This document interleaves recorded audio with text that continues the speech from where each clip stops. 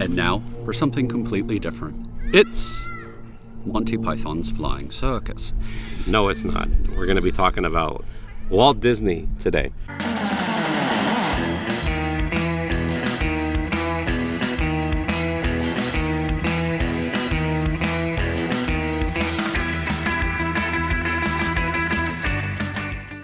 We're talking about Walt Disney today. We are at the Griffith Park merry-go-round. This is the inspiration, this merry-go-round, that Walt Disney ascribes to, that Walt Disney himself describes as his inspiration for Disneyland. How did a merry-go-round inspire him to do Disneyland?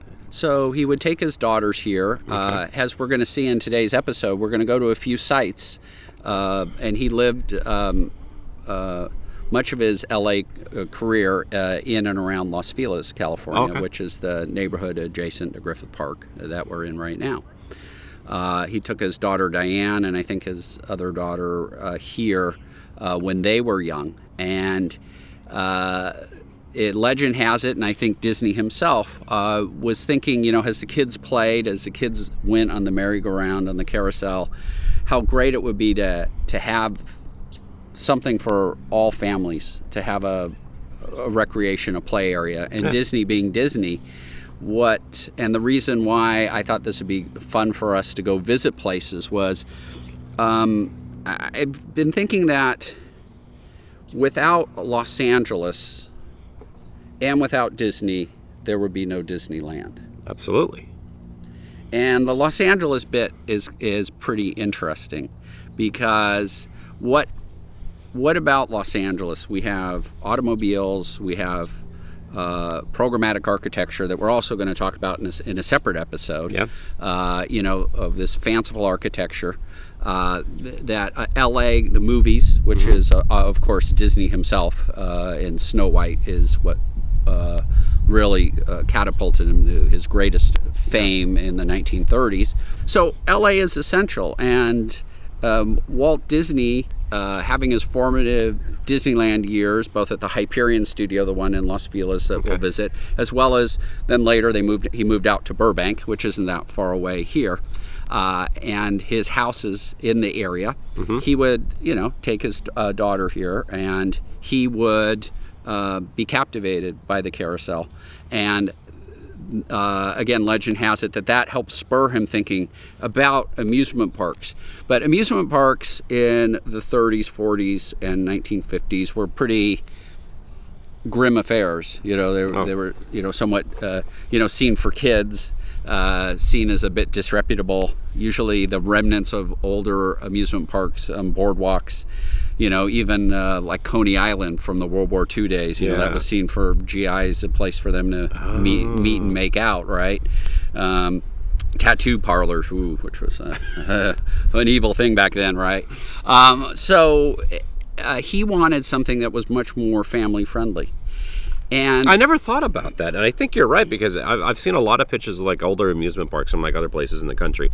It's usually like adults, riding those rides. Yeah, not really so many kids. Yeah. And you're saying that Walt wanted to create an amusement park that's more directed to the children themselves, right? And he wanted, to have thematic. His movie animation drove him to have themes to make. So we have, Frontierland, Tomorrowland, Fantasyland, etc. Yeah. So we had theme lands, but also each of the rides, including the dark rides, had to tell a story or had to tell a point of view and had to be coherent. Two of Walt Disney's loves was the carousel, and so at Disneyland he had to have a carousel near the center of the park. Yeah, and so you have that custom-made carousel. Unfortunately, an aesthetic choice I never agreed with. Walt Disney wanted all the horses white, and the reason being is that that way there'd be fewer again, legend has it, there'd be fewer fights as to picking your favorite horse. And Walt was obsessed with trains. And when he moved to Holmby Hills, his last mansion, he built his own model train in his backyard. Yeah. And there was a barn that he worked out of, and that barn has been moved to the adjacent travel town here in Griffith Park. And so, again, the idea of trains, the idea of carousels and merry-go-rounds, the idea of Americana. Also, too, all these things swirling around in the 20s, 30s, and 40s, and in Los Angeles, means that Tiki didn't spring full form out of nowhere. These ideas of cars, autos, movies, programmatic architecture, they all kind of combine, and so that's why I'm here today with you. Well, one thing they always talk about when it comes to Tiki, right? Like Tiki bars, like the actual Tiki element didn't come into play until the 50s. Although the original, the first Dawn to Beachcomber locations open up with Dawn Beach was the 30s, the early 30s. And actually a lot of the Tiki bars and restaurants that were around at the beginning would actually be considered pre-Tiki. So essentially this was a Tiki, this was Tiki before it was Tiki. So I'm going to call this episode, I think I'm going to call this pre-Disney. Yeah. Because we're going to go and see and talk about the building blocks, the bones of what made Walt make the decisions that he did. Especially with regard to the theme parks and the Disneyland. That's, because I think that's really going to, and how his animation and movies influenced what he did and can influence us in what we see, what we appreciate, and those of us who have our own home bars can bring to that. All right, so let's go on a little tour. Let's go on a little tour. Okay. We're at Walt Disney's first studio location, and you see a little sign here at the print and mailbox store to commemorate that occasion. Walt Disney came out to California, and he stayed with an uncle down the street here. We're on Kingswell and Vermont in Los Feliz right now. In 1923, he worked in his uncle's shop. I think his uncle had a little studio or carriage house that he worked out of. And then also Walt lived in a boarding house. He stopped working out of his uncle's house that he was living in, and in 1923 through 1926 had one and I think later two buildings here. I don't think Mickey Mouse came later, but the somewhat ill-fated Oswald the Lucky Rabbit, I believe, was invented in these studios by Walt Disney. By 1926, Walt Disney had formed his Hyperion Studios. So what we're going to go see is, having seen the origination of Disney after he came out from the Midwest in the early 1920s to this studio, we're going to go see his next, the first home that he owned in the neighborhood on Lyric. Then we're going to go see the Hyperion Studios and the Snow White Cottages, where he started working from here and elevated him to fame. Then we'll finish off the walk after that at the commissary for the Hyperion Studios, the Tam O'Shanter Inn. And so what we're going to do is do a more of an exploration of Disney's early years, his influences, as we discussed at the Griffith Park merry-go-round. So this was the home of Walt and Lillian Disney, the first home that the couple had owned together. They had rented nearby in the neighborhood, but this is the first one they owned. What was convenient for Walt Disney is two things. Well, first, it's a convenient and short walk to the Hyperion Studios and Snow White Cottages that we're going to visit next. And as well, as we pan up here, there's a twin home that Walt's brother Roy moved into and lived. So the two brothers, while working at the Hyperion Disney Studios 2 or 3 blocks away, were able to live right next door and walk to work.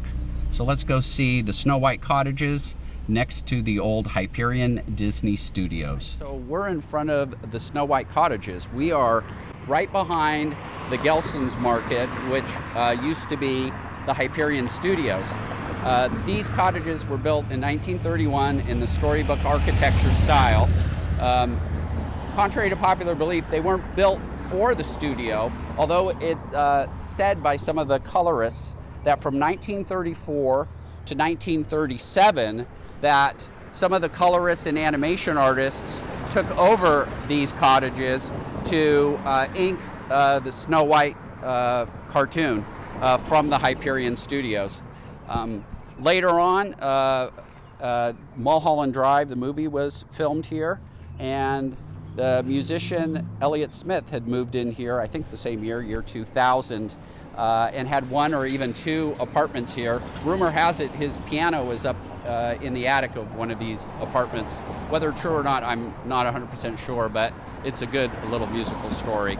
So we're about 3 short blocks from where we were at Roy and Walt Disney's homes that they lived in. And so Ray was asking me, why am I dragging him out on this busy street kind of in the middle of nowhere? But over my head there's a faded historic plaque that sort of tells you all. Outside the parking lot of this Gelson's supermarket is the plaque commemorating the Hyperion Studios of Walt Disney. So from 1926 to late 39, early 1940, Walt Disney had his studios here. And we can walk on over and get a sign of the Gelson Studio Market. We'll show a historic picture of the studios as they look with the then newly built John Marshall High School in the background, the big Gothic building in the background. Famous attendees of that school were Leonardo DiCaprio, Will.i.am, and the infamous Hollywood madam Heidi Fleiss. And not to be confused with Heidi von Dockenhausen, my wife and I used to live a block away there. So this place, again, is near and dear to my heart. So as part of our look at Disney and Los Feliz, we're actually in a neighboring neighborhood in Atwater Village. Atwater Village we're just 5 or 10 minute drive from Walt Disney's original Hyperion Studios that we've looked at. That's now the Gelson Supermarket, and then the Snow White Cottages. The Tam O'Shanter Inn from the 1920s, I want to say 1926 to about 1939, until Disney moved his studios to Burbank, was the unofficial commissary of the Disney Studios, as Walt Disney himself liked to say. And it's just a great place for Disneyana because it was where Walt, a number of his artists, and he was friends with the architect Harry Oliver as well, hung out. And the influence of Harry Oliver, who was an art director and set designer who made atmospheric settings, controlled environments, which is what I love to talk about, especially in the Tiki world. Well, Harry Oliver and the art direction, the idea of a themed restaurant had to have some influence on Disney in the production of Disneyland, and spark some ideas and imagination about unique environments and unique lands that Disneyland, and the later Disney theme parks became the world masters of these atmospheric settings and controlled environments. So Ray and I are going to have lunch at the Tam O'Shanter Inn. Here's the snug at the Tam O'Shanter Inn. And in the snug, we have memorabilia going back years from the Tam O'Shanter. Tam O'Shanter was originally called the Montgomery, I believe the Montgomery Country Inn. And as you can see in this picture, it was even more rustic when originally built. And you can see there that the original rustic decor of it. And as I said before, as it decayed over the years, they said it became more and more authentic. However, it was also a nightmare in terms of insurance, flood insurance, water getting in, leaking. So they improved it into its present state, which this is a 1968 photo. It's a little more like today. And here are the stars of our show. Lawrence Frank in the middle, Walt Disney, of course, on the left, and Harry Oliver there on the right. Our programmatic architecture and related to Disney. So the old wine list, matchbook covers. Here's the Frank and Van de Kamp family. The Van de Kamp were bakers here in LA, and Harry Oliver designed the windmill classic at the bakeries. There's one left in, I think it's in Arcadia, California today, and it may even be a Denny's in terms of the Van de Kamp windmills that Harry Oliver designed. And we're walking by here. And, oh. We neglected to say hi to Jonathan. Hello. Hey there. There you go.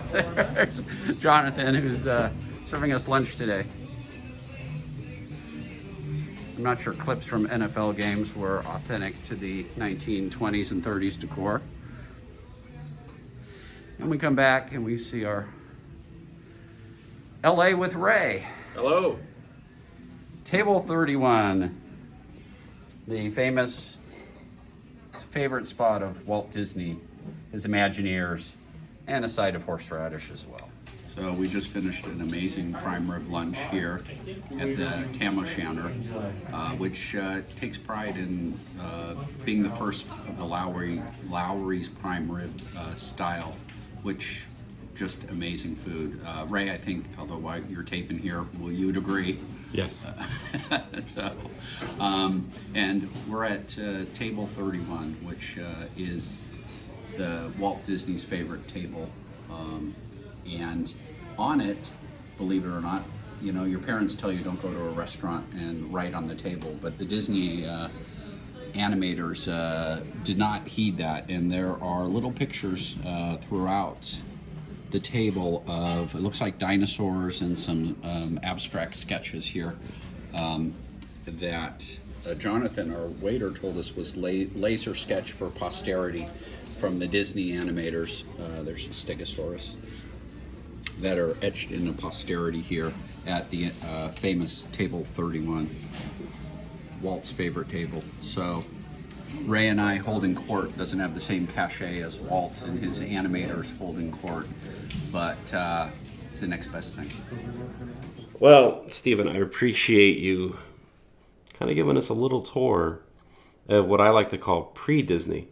Yeah. We saw where Walt Disney's first house was, where he literally made Steamboat Willie. Was that where it was the first? At the Hyperion Studio that we went to, yeah. Then there was the supermarket, and then that's the place where he used to shop and get his groceries. Well, right? The whole idea of Disneyland, of a fantasy escapism, you know, this is my constant theme in all of these discussions we have, was of a time and place. I just don't think that Walt Disney, for all his creativity, if he hadn't moved from the Midwest sensibilities to Los Angeles, if he hadn't been part and friends with the movies, the movie studios, and all the interchange, and we saw the fantasy architecture and also that terrific lunch that we have at the Tam O'Shanter Inn, Disney's favorite place to hang out. You're welcome. I love origin stories. I completely love origin stories, and I always love to see nothing happens in a vacuum. And that's the thing that you realize, and going and you showing me and the audience the different small building blocks of what gave the inspiration to Disney to create Disneyland and then Disney World is truly fascinating.